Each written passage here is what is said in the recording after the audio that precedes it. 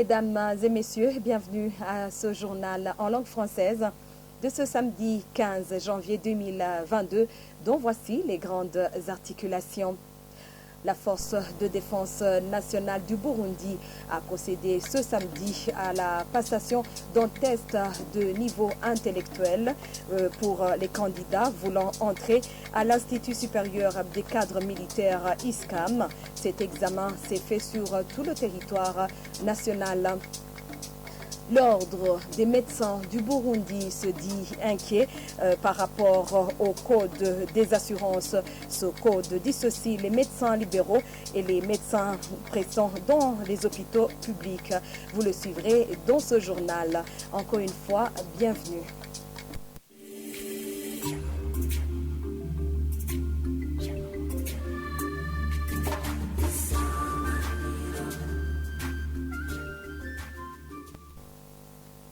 Je vous le disais en titre, plus de 3400 candidats d'hommes de troupes ont passé un test portant sur l'aptitude intellectuelle. Colonel Floribert Biyeleke, porte-parole du ministère de la Défense, indique que ce test s'est fait sur tout le territoire national. À l'Institut supérieur des cadres et militaires ISCAM, 46 candidats de la mairie de Bujumbura, dont 5 filles, ont passé le test. Suivez colonel Floribert Biyeleke, porte-parole du ministère de la Défense. Aujourd'hui, il y a un examen qui porte sur les aptitudes intellectuelles, et cet examen est destiné aux jeunes gens qui ont un âge compris entre 18 ans et 25 ans. Ces jeunes gens, ce sont des gens qui ont terminé un cursus scolaire qui va de la 6e année à la 9e année, mais les gens qui ont réussi la 9e année ne sont pas pris en compte. Alors ces gens-là vont faire un test qui porte sur 2 matières, c'est-à-dire le français et les mathématiques. Alors, à Mairie de Bujumbura, on a eu 46 candidats, inscrits 48 candidats. C'est-à-dire qu'il y a 2 personnes qui ne se sont pas présentées. Alors, au niveau des inscriptions, dans les 48 candidats, il y avait 26 Hutus et 22 Tutsis et 6 filles. Alors, sur le plan national, on a inscrit 3480 candidats, et parmi ceux-là, il y a 2164 Hutus et 1253 Tutsis. Les 3, quant à eux, sont au nombre de 63. On a aussi inscrit 330 filles. Je crois que c'est quelque chose de nouveau, c'est la première fois où l'on a un tel nombre pour le cas des filles. Comme nous le faisons d'habitude, c'est-à-dire que ces tests se font selon un calendrier préétabli. Ça signifie aussi que le 26 janvier, il y aura publication des résultats provisoires. Alors, ces résultats provisoires, lorsqu'ils sont publiés, les jeunes gens qui ont fait le test peuvent faire des réclamations s'il y a lieu de le faire. Et à ce même jour, il y aura passation du test d'aptitude physique pour vérifier véritablement s'ils sont à même de pouvoir entrer dans la force de défense nationale du Burundi. Le 4 février, il y aura affichage des résultats définitifs. Le 18 février, il y aura cette fois-là l'affichage des listes des candidats retenus. Et le 25, on va procéder au ramassage des candidats à partir de leur chef-lieu de province pour les acheminer jusque dans les CI, dans les centres d'instruction. C'est à partir de ces centres d'instruction où l'on va procéder au test médical pour voir s'ils ont la bonne santé, pour voir s'ils sont capables de pouvoir faire le métier des armes. L'Ordre des médecins du Burundi affirme avoir des inquiétudes par rapport au code des assurances. Ce sont les propos tenus lors de l'Assemblée générale de l'Ordre des médecins du Burundi qui s'est tenue, c'était vendredi. Le docteur Sylvain Pierre Nzeimana, président de cet ordre, indique que l'une des inquiétudes est que le Code des assurances dissocie les médecins libéraux et les médecins prestant dans les hôpitaux publics.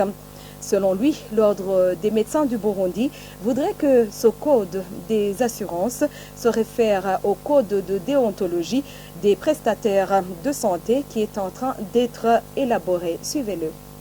Ils ont soulevé quand même deux inquiétudes. La première relève du fait que la loi portant code des assurances au Burundi, je ne vais pas dire discrimine, mais dissocie les médecins qui ont une pratique libérale et les médecins qui travaillent pour l'État.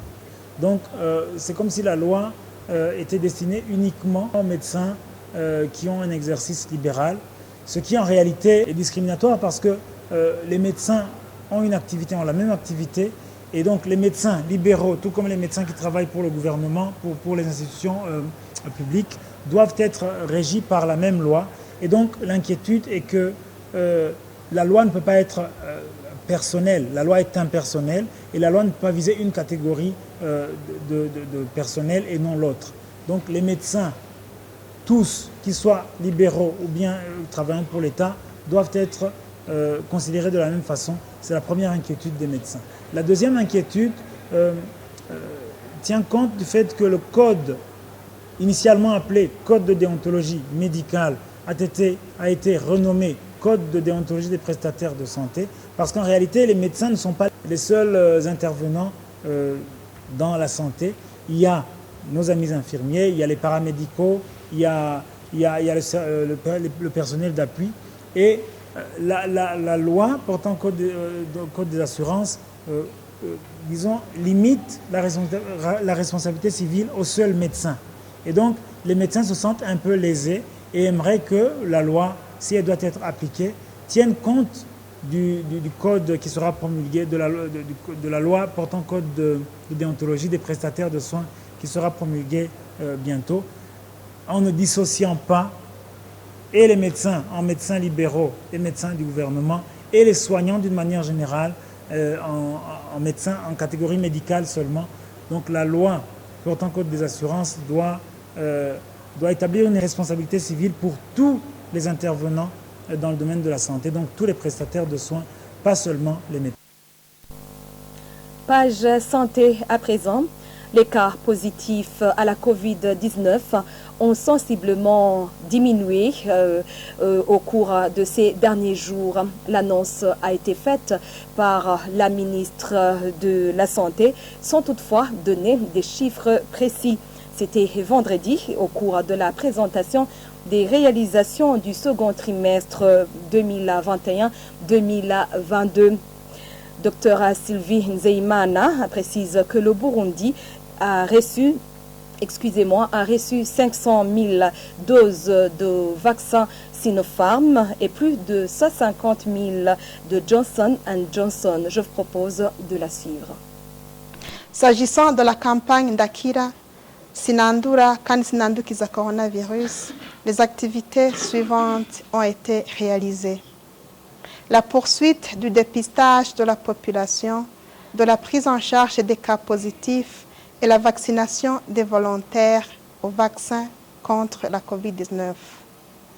Le dépistage des élèves des écoles à régime d'internat, leurs enseignants et le personnel d'appui pour préparer le début des activités du deuxième trimestre. Et au total, 40 517 élèves et 3 981 enseignants ont été dépistés. Il y a eu réception de 500 000 doses de vaccins Sinopharm et une réception officielle de 151 200 doses de vaccins de type Johnson & Johnson. Vous avez observé que depuis le début du mois de décembre, il y avait eu une vague de contamination à la COVID-19. On avait observé beaucoup de cas positifs au coronavirus. Mais actuellement, les chiffres de personnes qui sont testées positives est en baisse d'une façon très remarquable. Je profite de l'occasion pour remercier la population burundaise qui a bien entendu le message qui a été lancé par les services du ministère de la Santé publique de la lutte contre le sida, de se faire dépister le plus souvent possible. Les Burundis ont répondu à cet appel. Ils se sont fait dépister très massivement et les gens qui étaient testés positifs ont reçu des traitements et ils sont guéris. Comme ça, la chaîne de contamination a été coupée.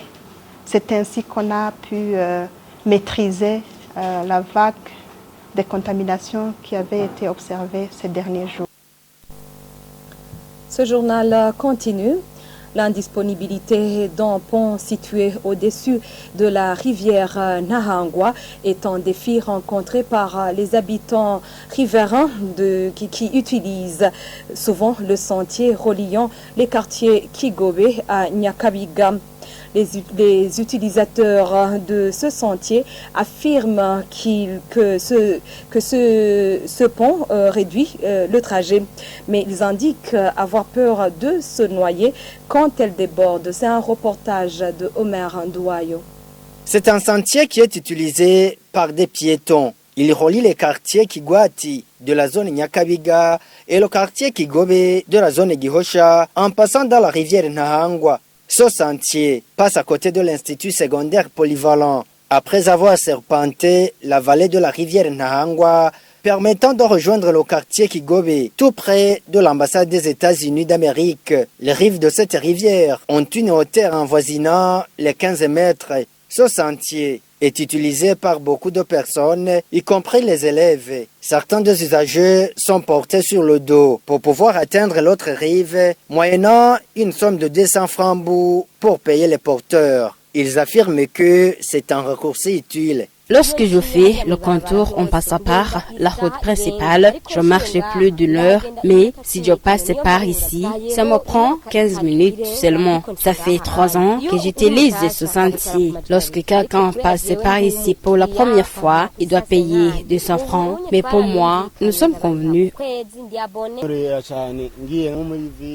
Ce raccourci me facilite trop. Lorsque je vais à Bgiza ou au centre-ville, en provenance de Kigobe, ça me prend peu de temps. Je paie 200 francs quand on me fait traverser et je reste avec une certaine somme d'argent. Qu'on y construise un pont pour nous faciliter. Ceux qui font cette initiative de porter les gens sur le dos affirment qu'ils le font pour aider les usagers de ce sentier, parce qu'il n'y a pas de pont qui enjambe la rivière à cet endroit.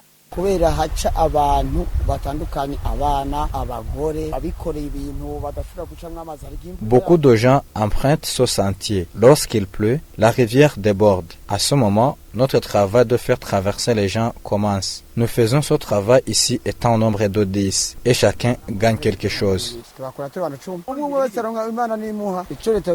Ils demandent qu'à cet endroit, l'on puisse y construire un pont pour faciliter la circulation, d'autant plus que beaucoup de gens empruntent ce chemin. Merci Omer Ndouayo pour ce reportage. Un coup d'œil à l'étranger avant de boucler ce journal. L'Ukraine a été frappée par une cyberattaque d'ampleur qui aurait visé plusieurs ministères. Selon les informations que nous recueillons sur Euronews, les Ukrainiens pointent du doigt les Russes. C'est au moment où les tensions entre les deux pays ne cessent de s'intensifier ces derniers jours. Images et commentaires. L'Ukraine frappée par une cyberattaque d'ampleur, elle aurait visé plusieurs ministères, assurent les autorités ukrainiennes qui pointent du doigt la Russie, alors que les tensions entre les deux pays s'intensifient chaque jour un peu plus. Kiev assure avoir relevé des indices permettant d'établir l'implication russe dans ce piratage informatique. Nous savons tous que certains signaux et informations mènent aux mêmes techniques utilisées par la Fédération de Russie. C'est une agression de sa part à notre encontre. Européens et Américains ont condamné le sabotage. L'OTAN a notamment annoncé la signature dans les prochains jours d'un accord avec l'Ukraine pour renforcer leur coopération dans ce domaine. De son côté, Washington accuse Moscou de préparer et d'user d'opérations prétextes pour envahir l'Ukraine. L'UE, elle, est attentive et parée à manœuvrer. Nous sommes à un moment charnière. L'UE est clairement prête à répondre directement à toute agression. Mais notre préférence va naturellement vers le dialogue et les négociations. Pour tenter de désamorcer la crise explosive avec la Russie, le président ukrainien a proposé une rencontre à 3 avec ses homologues américains et russes. Moscou dit ne pas voir l'intérêt de reprendre des discussions à court terme, diffusant en parallèle des images de manœuvres militaires se déroulant à une 50aine de kilomètres de la frontière ukrainienne. Ainsi s'achève ce journal. Merci à tous de l'avoir suivi. Très bonne suite des programmes et surtout très bon week-end à tous. Au revoir.